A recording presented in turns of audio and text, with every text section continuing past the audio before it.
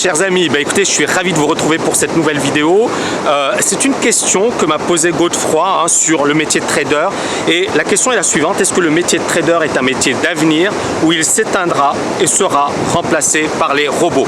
C'est une excellente question. Il y a des reportages, récemment un reportage qui a été diffusé par Canal+, et j'ai trouvé que c'était très intéressant. C'était une enquête sur finalement les nouveaux loups de Wall Street, à savoir les robots. Et la question qui se pose, c'est: est-ce que finalement l'homme sera totalement dépassé par les robots, ou est-ce que justement l'homme a encore son mot à dire? Est-ce qu'il peut encore trader? Est-ce qu'il peut encore trouver des niches? Est-ce qu'il peut encore surperformer par rapport aux robots, mais également par rapport au marché? Donc excellente question, excellente problématique. Merci Godefroy. Alors pour moi, tout d'abord, ce que j'ai envie de dire sur les robots, c'est que on a tendance à surestimer les capacités des robots. Alors les robots sont extrêmement puissants.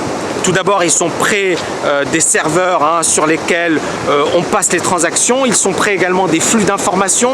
Ils ont la capacité effectivement de prendre énormément de transactions à la seconde, voire à la nanoseconde. Ils sont capables d'intervenir sur différents actifs. Bref, les robots ont une capacité de calcul, ont une puissance de feu que n'égalera aucun humain. Maintenant, cela étant dit, sur quel segment, sur quelle niche interviennent les robots? Il faut savoir que les robots interviennent essentiellement à court terme. Il n'y a pas de prévision. Les robots essaient de trouver des niches, c'est-à-dire des opportunités qui sont présentes et sur lesquelles ils pourront capitaliser, sur lesquelles ils ont un avantage. D'accord? Donc encore une fois, un robot va détecter des anomalies, va détecter des poches d'inefficience sur lesquelles ils ont un avantage. Ça, c'est la première chose. Quand on dit ça, un robot, donc, il va se focaliser sur le très court terme. Auparavant, on avait des market makers, c'est-à-dire des personnes qui se plaçaient sur le carnet d'ordre, au bid et à l'ask, et donc ils faisaient des transactions. Aujourd'hui, on s'est dit, les market makers sont dépassés, ils ne sont pas aussi puissants, pas aussi rapides qu'un robot. Donc, ces market makers ont été dégagés et on les a remplacés par des robots. Il ne faut pas oublier également les bourses. Auparavant, la criée. Vous aviez des hommes qui intervenaient sur le parquet, qui criaient, etc. Ces NIP, ou ces intervenants sur le parquet, participaient à la liquidité du marché. C'est-à-dire qu'ils allaient sur des très petits mouvements. D'accord? Ils jouaient sur des très petits mouvements. Eh bien, les robots sont beaucoup plus efficaces aujourd'hui et vont intervenir justement sur ces petits mouvements. Et on s'est dit également, auparavant, on se disait la liquidité, c'est important d'avoir ces NIP. Aujourd'hui, tout se fait sur ordinateur. Et donc, on avait également ce que l'on appelle des traders au carnet d'ordre. Ils existent toujours, ces traders au carnet d'ordre. Et le but d'un trader au carnet d'ordre, c'est de prendre de petits mouvements. Donc, de se placer au bid, de vendre à l'ask, d'accord, avec de grosses quantités. Alors il y a certains traders que je connais qui se débrouillent très bien, d'accord, mais un trader par exemple qui est un ami à Dubaï m'a dit j'ai la chance d'être dans ce marché sur lequel pour le moment je peux encore gagner de l'argent, mais je ne sais pas encore combien de temps je vais pouvoir gagner, parce que justement aujourd'hui la concurrence des robots est rude. Et j'en veux pour preuve Paul Rotter. Paul Rotter, c'est l'un des plus grands scalpeurs de la planète. Pendant les années 2000, on dit de lui qu'effectivement chaque année, il travaille pour son compte, que pour son compte, et gagnait environ 50 millions d'euros qu'en scalpant, et il prenait de grosses positions. Parfois, effectivement, il contribuait à une grosse partie de la liquidité de l'Eurex. Et Paul Rotter, aujourd'hui, il a écrit, je vais partager l'interview de Paul Rotter, il a dit cette stratégie, je ne peux plus l'utiliser aujourd'hui. Premièrement parce qu'il y a les robots, ces stratégies sont inefficaces, et puis aujourd'hui, si on manipule les marchés, si on a par exemple, je me place au bid et je retire mon ordre, eh bien je peux effectivement me voir critiqué par les autorités de régulation. C'est-à-dire je n'ai pas le droit. Pourquoi? Parce que ça signifie que je manipule les marchés. Et Paul Rotter a dit je ne peux plus utiliser ce type de stratégie, ce qui fonctionnait très bien à l'époque. Aujourd'hui ça ne fonctionne plus parce que justement les autorités de régulation vont lui dire attention, vous êtes en train de manipuler les marchés.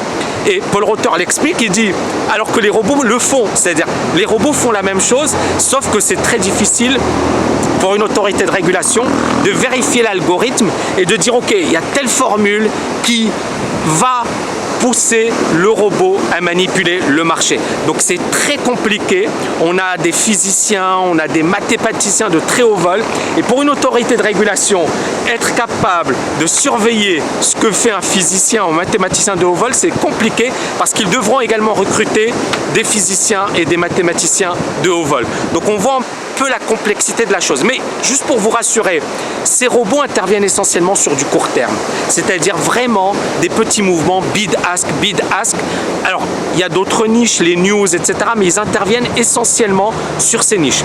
Et alors, autre chose pour vous rassurer, c'est qu'à un certain moment, vous aviez des marchés, lorsque les marchés décalent fortement et que les robots n'y comprennent rien, n'y voient rien, on a souvent des crises d'illiquidité et certains robots qui font faillite. Ce fut le cas en 2007, par exemple, avec beaucoup de robots qui ont fait faillite. Il y a également un gérant quantitatif très célèbre, Haim Bodek, qui a également fait faillite alors qu'il avait une performance régulière sur une période longue. Il n'avait que du positif, positif, positif, quasiment pas de trade perdant. Et à un certain moment, il y a eu un changement de règle et son fonds a fait faillite. Donc, ça n'arrivera jamais à un être humain. Et alors, comment un individu, d'accord, un trader, homme, femme, peut avoir un avantage par rapport aux robots? Bon, pour moi, c'est très simple. Premièrement, il ne faut pas être en concurrence avec les robots. C'est-à-dire que vous faites de la boxe. Est-ce que, si vous, par exemple, moi je ne suis pas un poids lourd, hein, je ne vais pas affronter Mike Tyson. Je sais que je vais me faire massacrer par Mike Tyson. Donc, je ne vais pas, effectivement, aller sur son terrain. Je vais aller sur mon terrain. Et l'idée, c'est ça. C'est, si vous êtes intelligent, n'allez pas sur le terrain des algorithmes, vous allez perdre. Essayez d'aller sur des positions un peu plus longues, un peu plus lourdes, sur des mouvements plus lourds sur lesquels vous allez pouvoir gagner. Mieux que ça, les robots, lorsque vous avez un mouvement qui accélère à la hausse ou à la baisse, les robots vont se mettre à acheter. Vous allez utiliser les robots à votre avantage. Donc on a énormément de niches qui existent sur les marchés. Il faut juste bien les connaître, bien les maîtriser et bien les travailler. Pour moi, autre point important, c'est on oublie souvent que ce ne sont pas les robots, entre guillemets, qui passent les ordres, ce sont des fonds, des gestions institutionnelles, des fonds de pension, des hedge funds qui sont derrière les gros ordres, qui font décaler le marché pendant plusieurs semaines et plusieurs mois. D'accord? Et les robots n'ont aucune influence. Alors, ils ont une influence à très court terme. Ils peuvent provoquer des flash crash. On a déjà eu ça dans le passé, on n'y peut rien, d'accord? C'est comme effectivement quelqu'un qui conduit une voiture. On n'a pas 100% de chance d'arriver sain et sauf chez soi. C'est-à-dire, il y a toujours ce risque. Il y a toujours un accident de la route, il y a toujours un malade qui peut... Vous voyez ce que je veux dire? Donc, il y a cet aléa qu'on ne maîtrise pas. Donc, c'est également le cas sur les marchés.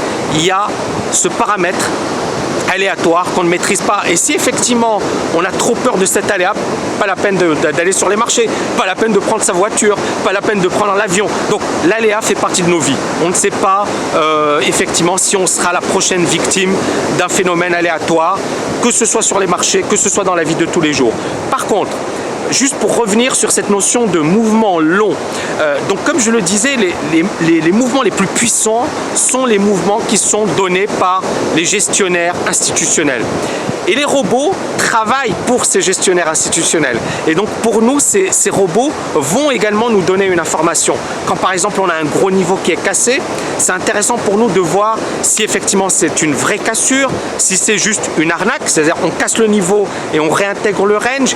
Bref, tout ça, ça fait partie d'un travail. C'est la raison pour laquelle moi, lorsque effectivement je me positionne ou lorsque j'essaie de travailler un marché, j'essaie de travailler sur un marché sur lequel tous les signaux sont au vert. Parce que je sais que je ne serai pas piégé, ou du moins la probabilité, parce que c'est encore une fois, c'est impossible d'avoir du 100% de réussite, mais la probabilité d'être piégé sera très très faible.